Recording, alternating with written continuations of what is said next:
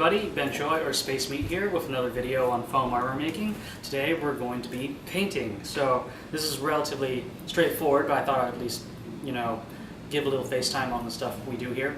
Now at this point I'm not the most skilled person painting, and blackwashing and all those other advanced techniques still elude me at the moment, so you may want to find someone else for that one. In fact, my sister is very good at it, so she's been doing her armor and lately helping me out with mine, so I'll just tell you some of the more basic stuff. At this point, we've already finished with plasti-dipping. So here's my fully plasti-dipped thigh, and you'll want to apply primer. Now, in my case, I like to brush on my primer and brush on my paint. You can actually use spray if you want, that's perfectly fine. I just choose this magnetic primer, not because of magnetic properties, but because it actually looks pretty good. This color here looks very metallic. It's actually just a plain old primer.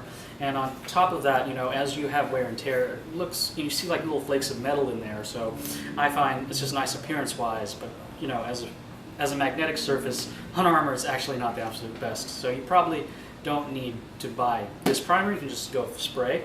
I also brush on my paint. That's also just another reason, because I'm kind of picky, because I'm trying to find the right color of blue, or in this case yellow, and the spray colors never work out, so I just go have my house paint formulated.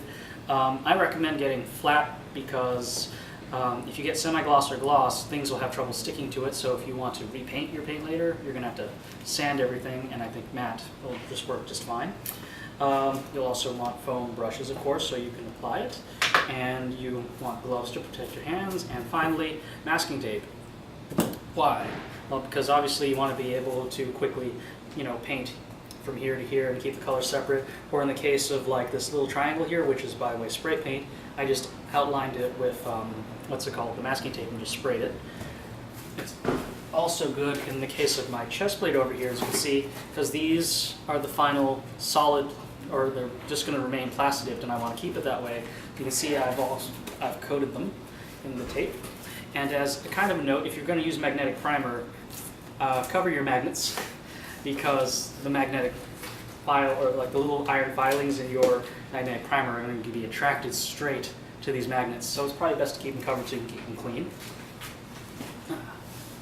And let's see, so taping is also very good. That's how you can achieve like this stripe pattern right here.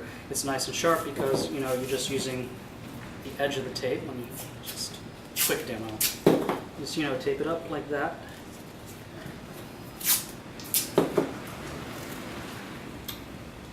See?